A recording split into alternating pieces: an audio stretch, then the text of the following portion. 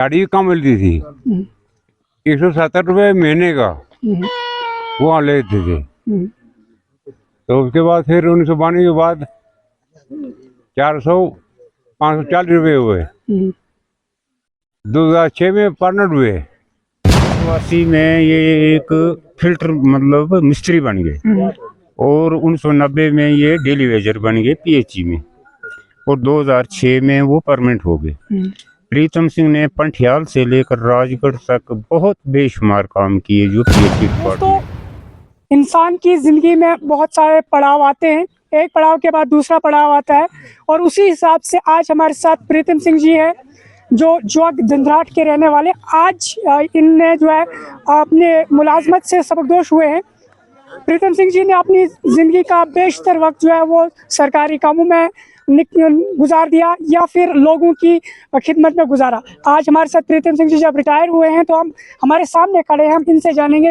प्रीतम सिंह जी, आपको बहुत बहुत मुबारक। पहले आप सही सलामत अपनी ज़िंदगी के ऐसे बहुत बड़ा अरसा जो है गुजार कर आगे हैं। ये एक बहुत बड़ा वक्त आपने गुजारा है। सबसे पहले मुख्तर हमें आप बताइए कि आपने कब से ये काम शुरू किया था पीएचई डिपार्टमेंट में? 1980 से। 1980। तो उस वक्त में बहुत मुश्किलें थी, ना रोड थी, लोगों की मदद करना, पानी पहुंचाना, कितना मुश्किल काम होता था। बहुत मुश्किल था।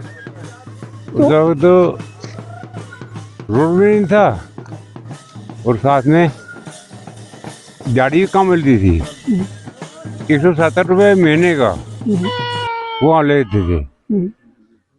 तो उसके बाद फिर 1992 के बाद 540 रुपये हुए। 2006 में परमानेंट हुए। उसके बाद फिर तो ऐसे में अपने आलो अयाल था, घर में बच्चे थे, बीवी थी, उसका किस तरीके से आप पालते थे? बच्चों को पढ़ाना किस तरह मैनेज करते थे? घर से ही, घर की प्रॉपर्टी से। तो इस वक्त आप सही सलामत बिल्कुल खुशी से अपने बच्चों के साथ इस पर रिटायर होकर अपने बच्चों के साथ रहेंगे, अपने घर में आ गए, तो इस बारे में क्या कहेंगे आप? बस अब क्या कहना है, खुशी हुई कि आप सही सलामत आए? कोई बहुत अरसा आपने गुजारा, 40 साल की सर्विस की आपने।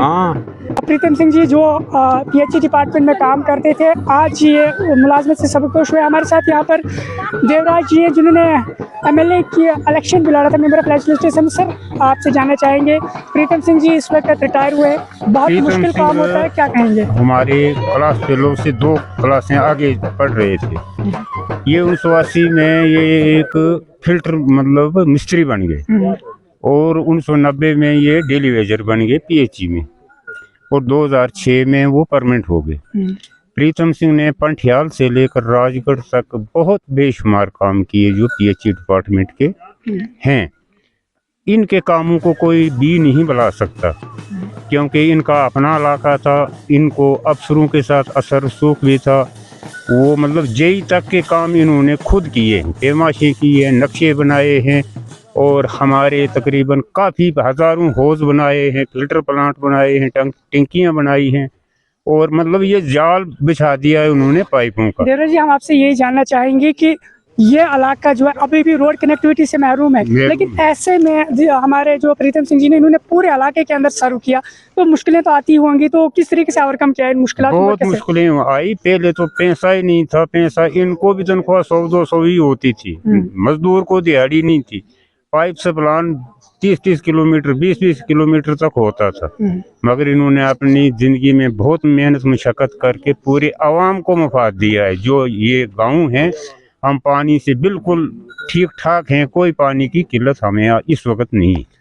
तो ये हमारे देवराज जी थे और प्रीतम सिंह जी से फिलहाल मैं आप लोगों से गुजारिश करूंगा कि एक इंसान की जो लाइफ है वो स्टेप बाय स्टेप चलती है। और प्रीतम सिंह जी, आपको एक दफ़ा फिर बहुत बहुत मुबारक हो, आप सही सलामत बिल्कुल खुश खलक अपने जो आल औलाद के साथ फिर अपनी ज़िंदगी गुजारेंगे जी।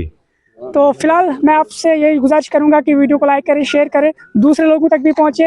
एक जिस तरह प्रेरणा मिलती है कि किस तरीके से जो ज़िंदगी बदलती है। और मैं आप लोगों से इजाज़त चाहूँगा। अल्लाह हाफ़िज़।